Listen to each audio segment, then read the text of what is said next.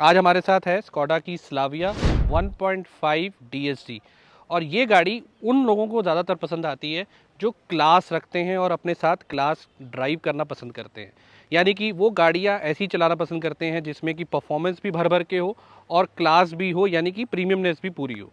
अब इस गाड़ी के अंदर बहुत सारी खूबियाँ हैं और डेफिनेटली कमियाँ भी हैं जो हर गाड़ी में रहती हैं, क्योंकि कोई भी गाड़ी ऐसी नहीं होती है जो पूरी तरह से 100% सारी तरफ से पूरी पड़े। कमियां इसमें भी हैं, एक एक करके सब चीज़ों पे बात करेंगे।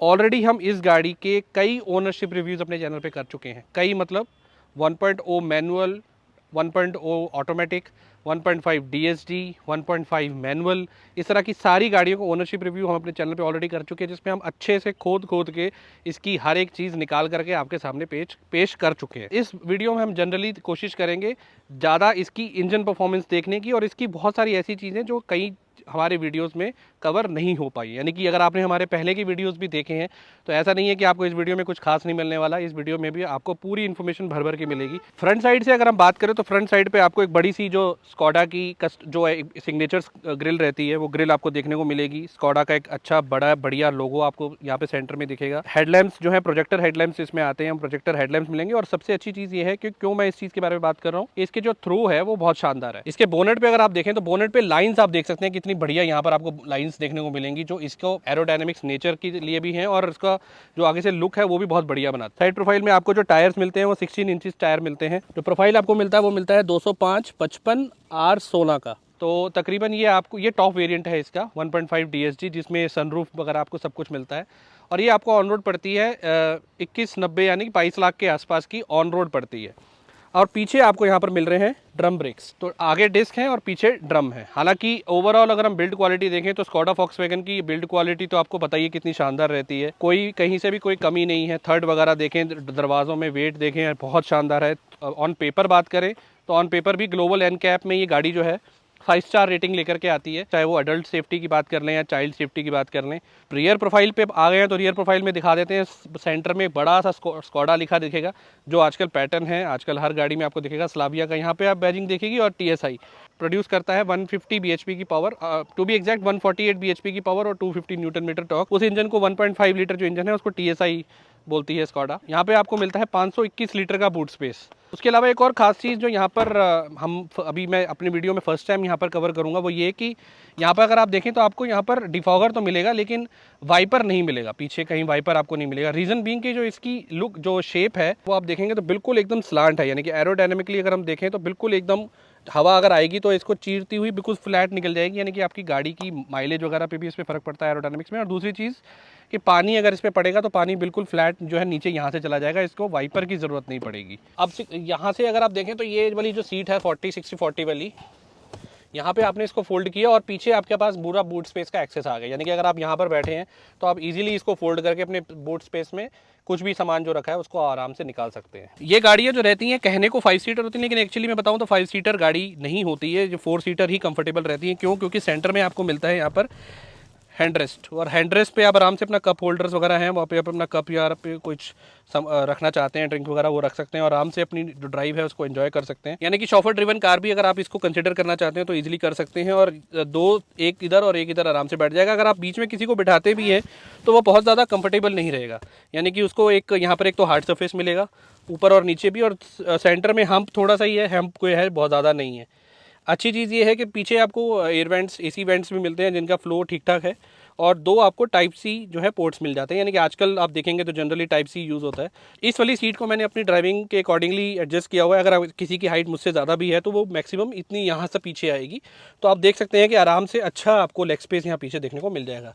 इवन कि अगर आप बात करें हेड स्पेस की भी, तो हेड स्पेस भी सेडान वाला जो बेसिकली कर्व ही रहता है पीछे से, उस तरीके का नहीं है, थोड़ा स्ट्रेट जा रहा है, जिसकी वजह से मेरी टर्बन के ऊपर भी आपको ठीक ठाक स्पेस देखने को मिल जाएगा। इस टाइम पे हम कैबिन के अंदर है और सबसे जो इंपॉर्टेंट चीज़ है यहाँ पे दिखाने वाली वो है इसका इंटीरियर। यहाँ पर आपको इंटीरियर जो है वो हार्ड प्लास्टिक मिलने वाला है, कहीं भी आपको सॉफ्ट प्लास्टिक नहीं मिलेगा, लेकिन जो प्लास्टिक क्वालिटी है वो काफ़ी बेटर है।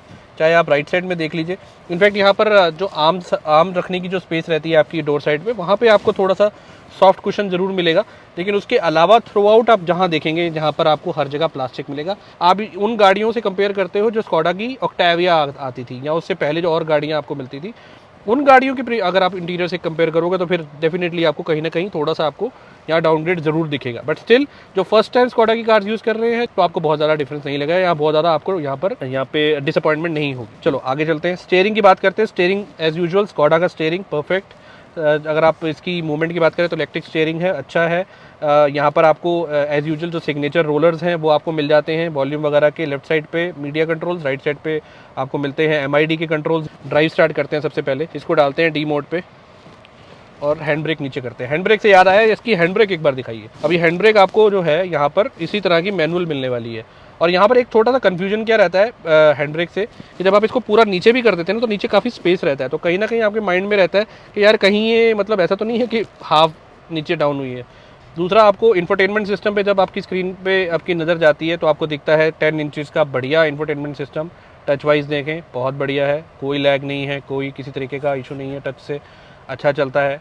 और एक अच्छी चीज़ यहाँ पर ये है कि आपको वायरलेस एंड्रॉयड ऑटो और कारप्ले मिलता है। हमारे एक वीडियो में ओनरशिप रिव्यू में 1.5 DSG में ही ओनर ने बताया था कि एक नेगेटिव पार्ट इसका ये है कि ये वायरलेस कारप्ले और एंड्रॉयड ऑटो के साथ नहीं आता है। तो यहाँ पर मैं अब इसकी कंफर्मेशन नहीं दे सकता हूँ कि भैया उस टाइम नहीं आता था, हो सकता है ना आता हो, लेकिन अभी कन्फर्म है कि एप्पल कारप्ले और एंड्रॉयड ऑटो वायरलेस आता है। अभी आप देख सकते हैं कि ये मेरे फ़ोन के साथ कनेक्टेड है और ये वायरलेसली कनेक्टेड है, भैया कहीं भी कोई वायर कनेक्टेड नहीं है, तो ये अभी तो श्योर है। बट उस टाइम पे ओनर ने नहीं आता था या आता था उनको नहीं आइडिया था, ये मैं कंफर्म नहीं कर सकता, बट हमारे एक वीडियो में उन्होंने बोली थी ये बात। अब टेक्टाइल बटन्स की एक इशू है, जो छोटा सा एक पॉइंट यहाँ पर ये आता है कि कोई भी फिजिकल बटन आपको यहाँ देखने को नहीं मिलता है। उसमें हमने देखा था यहाँ पे 10 इंचेस की स्क्रीन थी और साथ में 2 बटन्स यहाँ पर दिए हुए थे। वो हो सकता है कि 1.0 या नीचे के वेरिएंट्स में आता हो। ये टॉप वेरिएंट है, आपको 10 इंचेस की बड़ी स्क्रीन मिलती है, लेकिन कोई फिजिकल बटन आपको यहाँ नहीं मिलता है, इंक्लूडिंग वॉल्यूम वगैरह का कोई बटन। इनफैक्ट AC के भी आपको ऑटो AC जो मिलता है वो भी आपको सारे जो है वो टच में मिलते हैं। यानी कि अगर आप ड्राइव कर रहे हैं और आपको अब कोई भी एक्शन लेना है at your infotainment system, on your infotainment system या फिर नीचे AC से रिलेटेड, तो आपको अपनी नज़र जो है वो हटा के एक बार यहाँ रखनी पड़ेगी। बट प्रोवाइडेड यहाँ पर एक चीज़ और भी है कि जब आप यूज टू हो जाते हैं किसी भी गाड़ी के, अभी क्योंकि ये गाड़ी मेरे पास 1 हफ्ते से है तो मैं उतना यूज टू नहीं हो पाया हूँ जो एक ओनर हो पाएगा, तो मुझे अभी भी देखना पड़ता है नीचे। लेकिन अगर आप एक ओनर है जिनको 6 महीने साल हो गया गाड़ी चलाते हैं, इनफैक्ट 1 महीना भी हो गया है, आपको आइडिया लग जाएगा कि कहाँ पर टच करने पे क्या होगा। तो यार ये तो बड़ी नॉर्मल सी चीज़ है, ठीक है। बाकी थ्रू आउट साउंड की बात करें, साउंड क्वालिटी ऑसम है। यहाँ पे स्कोडा साउंड आपको यहाँ पे मिलता है, जो आपको 2 वूफर 4 स्पीकर मिलते हैं, बहुत अच्छी साउंड है। डिक्की में जो है इसका सब वूफर भी आता है। अगेन सब वूफर पे बात ये हुई थी कि जो स्टार्टिंग वर्जन्स थे, वेरिएंट्स थे, उसमें सब वूफर कंपनी देती थी, लेकिन बाद में सब वूफर कंपनी ने हटा लिया था। अभी करंट एट प्रेजेंट क्या स्टेज है वो मैं जो है वो क्लेम नहीं कर सकता, बट येस सब वूफर इसमें स्टार्टिंग में जब स्लाविया आई थी, इनफैक्ट ये वाली गाड़ी में भी सब वूफर कंपनी ने दिया है। MID पे आप देखें तो यहाँ पर आपको बहुत सारी इन्फॉर्मेशन मिलती है। अभी इतनी सारी इन्फॉर्मेशन यहाँ पे आपको मिलती है कि मैं इस वीडियो में थ्रू आउट कवर नहीं कर पाऊंगा। जैसे ड्राइविंग डेटा वगैरह आप देखें यहाँ पर, तो आप कितनी देर से चला रहे हैं, एवरेज कितनी आ रही है। अभी जैसे आप देख रहे हैं कि जो 4.7 4.8 की दिखा रहा है, ऑब्वियसली हम काफ़ी देर से इस गाड़ी को स्टार्ट करके रखे, तो ये जो है इतनी एवरेज कम दिखा रहा है। अदरवाइज़ इसकी माइलेज जो है नॉर्मल सिटी में तकरीबन 10-11 के आसपास आपको मिल जाएगी। सिंगल डिजिट पे भी मिलेगी, वो कब मिलेगी वो मैं बताऊंगा, लेकिन आपको नॉर्मल सिटी में 10 से 11 मिल जाएगी। हाईवे पे आपको तकरीबन ये 15 से 16 के बीच में दे देगी। एक और बहुत अच्छी चीज़ में जो आती है वो आती है 2 सिलेंडर टेक्नोलॉजी। अब 2 सिलेंडर टेक्नोलॉजी बेसिकली क्या चीज़ है कि जब आप एक कॉन्स्टेंट स्पीड पे जा रहे होते हैं और इसको आप एक क्रूज़ कर रहे होते हैं बेसिकली, तो इसमें 4 सिलेंडर क्योंकि इंजन है, तो ये 2 सिलेंडर्स अपने जो है ऑफ कर देता है वाइल ड्राइविंग, और 2 ही सिलेंडर एक्टिव रहते हैं, जिससे कि आपकी माइलेज जो है वो अच्छी माइलेज आती है। यहाँ पे 2 सिलेंडर मोड लिखा आ गया है। अभी क्योंकि मैं एक कांस्टेंट स्पीड पे चला रहा हूँ इसको, मैं बहुत ज़्यादा रेव नहीं कर रहा हूँ, ब्रेकिंग नहीं अप्लाई कर रहा हूँ, तो कंटिन्यूसली ये 2 सिलेंडर मोड पे चल रही है। अब आते हैं इसके क्रूज़ कंट्रोल पे। क्रूज़ कंट्रोल की जो पोजीशन है वो बहुत थोड़ी सी ऑकवर्ड पोजीशन पे है, बट अगेन आपके यूज टू होने की बात है। यहाँ पर आपको लेफ्ट साइड में जो दिए गए हैं, यहाँ पे आपको क्रूज़ कंट्रोल दिया गया है। ये ऊपर वाला एक बार है, उसमें ऑन ऑफ आप जब करते हैं, यहाँ से क्रूज़ ऑफ हो जाता है, ये क्रूज़ ऑन हो जाता है। यहाँ पे आपको MID में सिंबल भी आ जाता है क्रूज़ कंट्रोल का। अब क्रूज़ ऑन कैसे होगा, फॉर एग्जाम्पल मैं अभी इसको 50 पे लेके जाता हूँ। अब यहाँ पे लेफ्ट साइड में आपको एक बटन दिखेगा, जब आप ऊपर वाला बटन प्रेस करेंगे तो ये क्रूज़ कंट्रोल ऑन हो गया। अभी आप देख सकते हैं नीचे क्रूज़ जो है 49 पे ग्रीन हो गया है। उसके अलावा यहाँ पर आपको, मैं ट्रांसमिशन की बात करता हूँ, ये DSG ट्रांसमिशन है, और सबसे जो एडवांस टेक्नोलॉजी अगर हम ट्रांसमिशन की बात करें तो वो DSG है। और वो टेक्नोलॉजी जो डेवलप करने वाली कंपनी है वो अगेन स्कोडा वॉक्सवैगन है, जिन्होंने DSG ईजाद किया और आज की डेट में थ्रू आउट वर्ल्ड वाइड अगर हम ट्रांसमिशन की बात करें, जो सबसे बेहतरीन टेक्नोलॉजी के साथ ट्रांसमिशन माने जाते हैं वो DSD माने जाते हैं, और ये वो ट्रांसमिशन है। ठीक है, यहाँ पर आपको स्पोर्ट्स मोड वगैरह सब देखने को मिलेगा, मैनुअली भी आप इसको चला सकते हैं। कैसे करते हैं वो मैं बताता हूँ आपको। सस्पेंशन, स्पीड ब्रेकर क्रॉस किया हमने, काफ़ी स्लो थे हालांकि हम, बट सस्पेंशन इसके जो है सॉफ्टर साइड है। अगेन अगर आप सस्पेंशन सॉफ्टर साइड रखते हैं, आप हाईवे पे जाते हैं, हाई स्पीड गेन करते हैं, तो वो कहीं ना कहीं सस्टेनेबिलिटी आपकी स्टेबिलिटी पे इशू करता है। बट ये गाड़ी ट्रस्ट मी ऑन दिस कि हमने 130 140 पे टेस्ट किए। इवन हमारे चैनल पे जो यूज़र्स आए थे उन्होंने 170 180 पे भी टेस्ट किए। अगर मुझे वो शॉर्ट्स मिले तो मैं वो भी लगा दूंगा। उनका ये कहना था कि बहुत स्टेबल रहती है गाड़ी, आप मानेंगे नहीं कि 170 पे गाड़ी चल रही है। चलिए वापस आते हैं ट्रांसमिशन पे।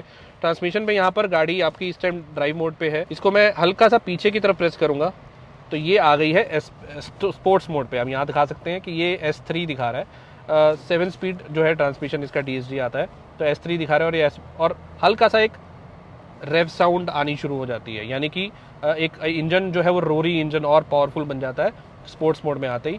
और आपको बिहाइंड द जो स्टीयरिंग जो फील आती है बैठ के, अगेन वो एक स्पोर्ट्स कार वाली आती है, बिकॉज एक सेडान चला रहे हैं आप और आप क्लोज टू द ग्राउंड है, आपकी जो सेंटर ऑफ ग्रेविटी है वो बिल्कुल सेंटर में है, और उस वजह से आपको कॉन्फिडेंस काफ़ी रहता है सेडान कार में अगर आप हाई स्पीड चलाते हैं एज कम्पेयर टू SUV। इसकी ग्राउंड क्लियरेंस भी बहुत अच्छी है, 179 180 है। सेडान में 179 180 होने का मतलब है कि फिर आपको एक SUV फील आती है। SUV फील मतलब SUV तो नहीं है प्रॉपर, बिकॉज अगेन 210 की ग्राउंड क्लियरेंस आपको आजकल कॉम्पैक्ट SUVs में मिलती है, लेकिन 180 स्टिल जो है बहुत अच्छी है। बिकॉज इससे पहले जो गाड़ियाँ आती थी वो 150, अब होंडा सिटी की अगर हम बात करें तो होंडा सिटी आपको 150 155 देती है, 160 देती है। इवन फैक्ट वरना की भी पहले ग्राउंड क्लियरेंस काफ़ी कम थी, लेकिन बाद में उन्होंने 170 के आसपास दे दी। बट ये जो गाड़ियाँ हैं दोनों गाड़ियाँ स्पेसिफिकली स्लाविया और फॉक्सवैगन वर्टस, इनकी जो ग्राउंड क्लियरेंस है वो 180 आती है, 179 टू बी एग्जैक्ट। उसमें जो है वो आपको कोई कहीं पे भी आप लेके जाते हैं तो आपको कोई दिक्कत नहीं होती। अभी ये स्पोर्ट्स मोड में है, तो ये कहाँ पर जाकर जो है अपना RPM चेंज करती है मैं एक बार आपको दिखाना चाहूँगा। तो सबसे पहले देख लेते हैं कि ये बेसिकली स्पोर्ट्स मोड में कितने RPM में गियर शिफ्टिंग करती है। ठीक है, अभी करंटली है S2 पे और 15 18, ये आप लेफ्ट में देख रहे हैं तो 1 2 3 जहाँ लिखा हुआ है 2000 RPM, 2200 2400 2600 2800 2800 3000 RPM में ये गियर शिफ्टिंग करती है। एक बार और ट्राई करते हैं। अभी इस 5 पे है, ये देखिए एग्जैक्टली 2800 RPM पे ये जो है अपनी स्पीड अपना गियर शिफ्टिंग करती है। डाउन शिफ्टिंग बहुत स्मूथ है, इवन फैक्ट जो अप शिफ्टिंग है वो भी बहुत स्मूथ है। चलिए अब वापस इसको हम ले आते हैं D मोड पे। D मोड पे लाने के लिए आपको वापस इस बार पीछे प्रेस करना है, तो ये D मोड पे आ गया, D3 D4। इसको थोड़ा सा स्लो डाउन करते हैं, लेफ्ट में रखते हैं, हल्का सा स्लो डाउन करते हैं। ठीक है, D2 पे लेके आते हैं।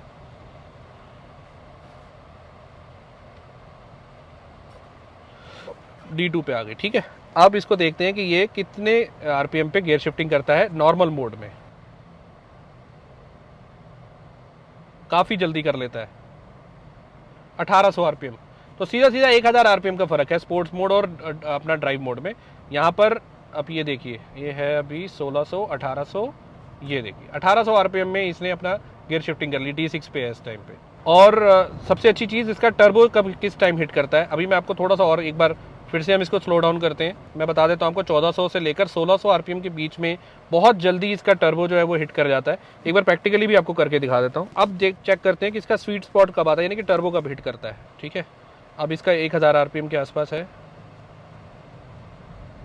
ये 1600 1700 1800, 1600 1800 के बीच में इसका टर्बो हिट कर जाता है। इतनी जल्दी इसका टर्बो हिट करता है, इसीलिए तो आपको फिर परफॉर्मेंस निकल के आती है गाड़ी की। और सबसे अच्छी चीज़ ये है, इतना जल्दी टर्बो हिट करने के बाद भी माइलेज आपको ठीक ठाक मिल रही है। मेरे हिसाब से अगर आप 1.5 लीटर का टर्बो चार्ज इंजन यूज़ कर रहे हैं और टर्बो चार्ज इंजन आपको अगर 15-16 की माइलेज जो मैंने खुद निकाली है सिटी प्लस हाईवे, बेसिकली वो हाईवे नहीं था, सिटी ही था, ठीक ठाक ट्रैफिक था उसमें इसने 15.6 की माइलेज निकाल के दी है।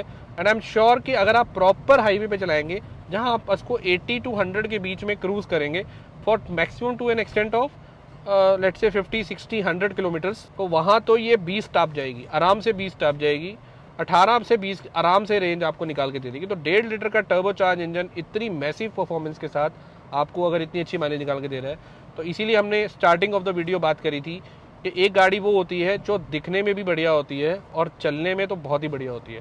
ये वो गाड़ी है। इसमें फीचर्स की कोई कमी नहीं है। वेंटिलेटेड सीट्स का आपको यहाँ पे फीचर मिलता है। वेंटिलेटेड सीट्स आपको दोनों साइड मिलती है। इनफैक्ट यहाँ पर सेफ्टी फीचर्स की तो यार लिस्ट की कमी नहीं है, मतलब वो तो आप छोड़ ही दीजिए, उस पर तो बात ही ना करें, वो तो हर जगह से पूरी है। फीचर्स की बात करें उसके अलावा सारी चीज़ें यहाँ पर, एक चीज़ जो मिस कर गया वो है इसके पैडल शिफ्टर्स। यहाँ पर आपको पैडल शिफ्टर्स भी मिलते हैं, left side right side. Manual में आपको चलाना है, आपको अंदर से उठता है कि भाई मैनुअल चलाएं, डीएसजी होने के बाद भी, जो कि मुझे लगता है बहुत रेयर होगा। तो डीएसजी मैं तो कभी ना चलाऊँ। आप मैनुअल चलाना चाहते हैं तो आप इसको कुछ नहीं करना है, आपको डी मोड पे लेफ्ट राइट मोड कर देना है। यहाँ पर आपको एम लिखा आ जाएगा, M4 आ गया। अभी ये मैनुअल पे आ चुकी है। और डाउन शिफ्टिंग ये अपने आप करता है जब आप इसको डाउन शिफ्टिंग नहीं करके दे रहे हैं। डाउन शिफ्टिंग अपने, इनफैक्ट अप शिफ्टिंग भी अपने आप करता है। एक सर्टेन आरपीएम के बाद ये अप शिफ्टिंग भी करता है। तो यहाँ पर आपको प्लस माइनस करना है तो आप, ये थर्ड गियर पे चलेगी, अब ये फोर्थ गियर पे आ गई। तो इस तरह से फिफ्थ गियर पे, तो यहाँ से ऊपर नीचे करके आप इसको मैनुअल चला सकते हैं। मुझे तो मैनुअल चलाने में कोई इंटरेस्ट नहीं है भैया। अगर मेरे पास डीएसजी जैसा ट्रांसमिशन है तो मैं इसको करूँगा वापस ऑटोमेटिक पे और चलाऊँगा अपना फर्स्ट क्लास ऑटोमेटिक मोड में। हाँ, ये ज़रूर है कि डी मोड में आपका मन कर रहा है बस, तो आप एस पे ले आएंगे इसको स्पोर्ट्स मोड में करने के लिए। बट प्रोवाइडेड के स्पोर्ट्स मोड में फिर आपकी माइलेज मत एक्सपेक्ट कीजिएगा। माइलेज आपकी डेफिनेटली वो सिंगल फिगर रह जाएगी और आपको कोई फ़र्क नहीं पड़ता है तो चलाइए फिर जितना मर्जी स्पोर्ट्स मोड में। और उसके अलावा यहाँ पर आपको वायरलेस चार्जर मिलता है। वायरलेस चार्जर, यहाँ पे फ़ोन आप चार्ज कर सकते हैं। सेंटर कंसोल में आपको 12 वोल्ट का अडेप्टर मिलता है। कुछ कप होल्डर मिलते हैं, यहाँ पे स्पेस मिलता है थोड़ा सा रखने के लिए। और अच्छी चीज़ ये है, ग्लव बॉक्स है, ये आपको कूल्ड मिलता है। और सबसे अच्छी चीज़ यहाँ पर आप एयर प्रेशर जो है कंट्रोल कर सकते हैं। तो ऐसा नहीं है कि ऑन ऑफ है, प्रॉपर आप इसको वो ऑन ऑफ भी कर सकते हो। और एसी की मैं बताना चाहूँगा कि हमारे कुछ यूज़र्स ने भी इस चीज़ को बोला था कि एसी ट्रिपिंग के इश्यूज़ आते हैं। और एक बार मुझे इस गाड़ी में थ्रू आउट, अभी मैं जब दोपहर में एक जगह जा रहा था कहीं, तो वहाँ पे मुझे एसी ट्रिपिंग इशू मिला। उस टाइम जो टेम्परेचर था वो तकरीबन था 46 के आसपास, मतलब दोपहर एकदम जो कहते हैं ना, मतलब प्रॉपर दोपहर थी, 46 डिग्री के आसपास जो मैक्सिमम इस टाइम चल रहा है। तो वहाँ पर एक बार एसी ट्रिप हुआ और उसके बाद फिर उसने वापस ठंडा नहीं किया, मतलब किया लेकिन वो मज़ा नहीं आ रहा था। मतलब अभी जैसे इस टाइम पे कूलिंग बहुत बढ़िया है, प्रॉपर है। तो उन्होंने, कुछ यूज़र्स ने भी इस चीज़ को बताया था कि अगर आप इसको, एक बार इंजन हीट हो जाता है तो फिर वहाँ पर इसकी जो कूलिंग है उस पर इफेक्ट आता है। बट यही अगर आप इसको छाँव में खड़ी करेंगे और इसका इंजन जो है वो हीट नहीं होता है तो फिर कूलिंग आपको बहुत बढ़िया मिलेगी। थ्रू आउट 90% मैं कहूँगा 90-95% इसकी कूलिंग को इशू नहीं लगा। बट येस, एक बार मुझे वो इशू आया जो प्रॉपर दोपहर का टाइम था, जहाँ पर थोड़ा सा ये जो है वो हीटन अप हो गया था, वहाँ पे एसी जो है ट्रिप कर गया था। और ट्रिप होने के बाद वापस कूलिंग होने में बहुत टाइम लगा। तो इस वीडियो को अब यहाँ पर एंड करते हैं और आपको ये बताते हैं कि अब इस गाड़ी को आपको लेना चाहिए कि नहीं लेना चाहिए। अब यार मेन है कि अगर आपका बजट है 20 लाख के आसपास का, हालांकि ये गाड़ी जो है वो तकरीबन 13-14 लाख के आसपास जो है वो आपको स्टार्टिंग हो जाती है। 1 लीटर की मैं बात कर रहा हूँ, 1 लीटर वाली स्टार्ट हो जाती है। अगर आप इसके 1.5 पे जाएंगे तो तकरीबन 18-19 लाख की आपको 1.5 भी आ जाएगी। ये टॉप वेरिएंट है जो मैक्सिमम 22 जाता है। तो अगर आपका बजट 13-14 लाख के आसपास है, आप एक अच्छी गाड़ी प्रीमियम, क्योंकि उसमें और इसमें डिफरेंस कोई नहीं है। आप अगर अंदर से देखेंगे, बाहर से देखेंगे, आप नहीं बता पाएंगे 1.0 है 1.5 है। हाँ, डेफिनेटली जब चलाएंगे तो बिल्कुल बताएंगे, लेकिन अदरवाइज उसमें आपको और कोई जो है वो इशू नहीं मिलेगा। 1.0 भी चलाएंगे, कोई दिक्कत नहीं है, बहुत अच्छा पेपी इंजन है। 1.5 चलाने के बाद 1.0 चलाएंगे तो पसंद नहीं आएगा। बट येस, 1.0 पहले ड्राइव करेंगे तो आपको कहीं से भी अंडर पावर्ड नहीं लगेगा। हमने चलाया है, एक्सपीरियंस किया है, कहीं से भी अंडर पावर्ड नहीं है। 1.5 तो है ही जानदार दमदार इंजन है, ठीक है। और कोई गाड़ी लेने जाएंगे, डिलीवरी आपको जो है टाइम ज़्यादा लगेगा, वहाँ पे आपको वेटिंग रहेगी। इस गाड़ी में डिलीवरीज भी आपको जल्दी मिल जाएंगी as compare to other car. Skoda की, वॉक्सवैगन की कोई भी गाड़ी हो, विद इन अ वीक और मैक्सिमम बाय 15 डेज आपको, इनफैक्ट उससे पहले भी आपको आराम से गाड़ी मिल जाएगी, ठीक है। तो कैसा लगा आपको वीडियो, हमें कमेंट में ज़रूर बताइए। अगर आप वीडियो अच्छा लगा है तो लाइक ज़रूर कर दीजिए। यहाँ तक वीडियो देख लिया तो सब्सक्राइब ज़रूर कर लीजिए, बिकॉज एक जो सब्सक्राइब रेट है वो काफ़ी कम हमारा चल रहा है। वीडियोस लोग देख जाते हैं, सब्सक्राइब नहीं करते हैं। सब्सक्राइब ज़रूर कर लीजिए। मिलते हैं किसी और वीडियो में, तब तक के लिए goodbye and take care.